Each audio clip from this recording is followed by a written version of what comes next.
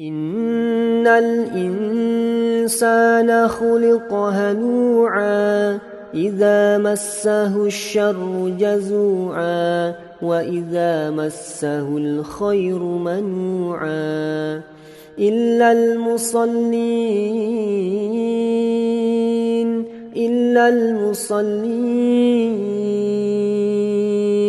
الذين هم على صلاتهم دائمون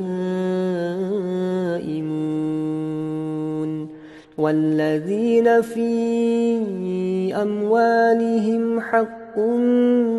معلوم للسائل